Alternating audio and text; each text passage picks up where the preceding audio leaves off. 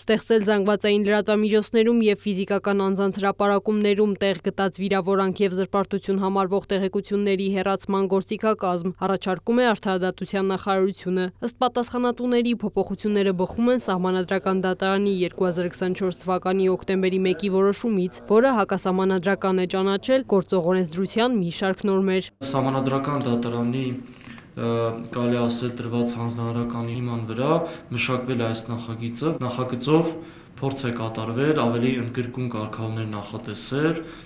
դրա մեջ ներառելով եւ վիրավորանքի կտորը եւ զրպարտության կտորը, ինչպես նաեւ թե ԶԼՄ-ների եւ թե այլ անձանց կողմից հրապարակվող նյութերի հեռացման մեխանիզմների նախատեսումը։ Գործող օրենսդրությամբ զրպարտություն համարվող տվյալների հերքումը կամ դրա վերաբերյալ պատասխանի հրապարակումը հնարավոր է միայն այն դեպքում, երբ այն տարածել է լրատվամիջոցը։ Սակայն եթե տեղեկությունը տարածվել է լրատվական գործունեություն չիրականացնող անձի օգտահաշվով, ապա զրպարտության հերքման իրավական կարգավորում չկա։ Իսկ նոր նախագծով, եթե որևէ անձ իրեն համարում է զրպարտության կամ վիրավորանքի զոհ, ապա հերքման եւ պատասխանի իրավունքի պահանջ ներկայացնելուց բացի կարող է ներկայացնել նաև տեղեկատվության հեռացման պահանջ, անկախ հանգամանքից դա հրապարակել է զանգվածային լրատվամիջոցը, թե որևէ ֆիզիկական անձ։ Հեռացման պահանջը կարող է վերաբերել ինչպես մասնակի որոշակի արտահայտությունների, այնպես էլ ամբողջ նյութին, բայց ուզում եմ այս մասով էլ որոշակի պարզաբանում ներկայացնել, ամբողջությամբ նյութի հեռացման պահանջ ներկայացնելու հնարավորություն նախատեսվում է բացառապես այն դեպքերում, երբ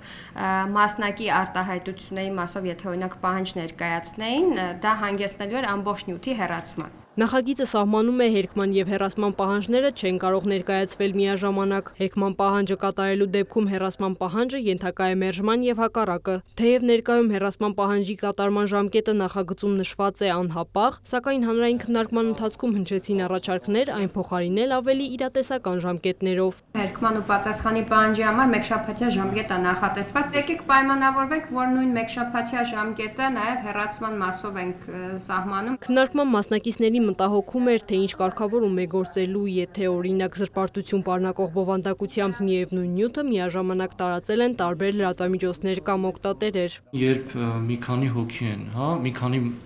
ԶԼՄ կամ տասնյակ հարթակներով են տարածել, իմ կարծիքով, եթե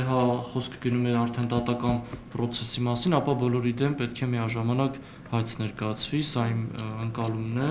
իրավական գործընթացը դա է։ Ըստ Արդարադատության նախարարության օրենսդրական փոփոխությունները նպատակ ունեն ամրապնդել քաղաքացիների իրավունքները վիրավորանքի և զրպարտության դեմ, հատկապես թվային հարթակներում։ Հանրային քննարկումից հետո մինչև կառավարություն ուղարկել է առաջարկվող նախագծում որոշ փոփոխություններ կիրականացվեն։ Քրիստինե Թորոսյան, Հովհաննես Քյուրքչյան, լուրեր։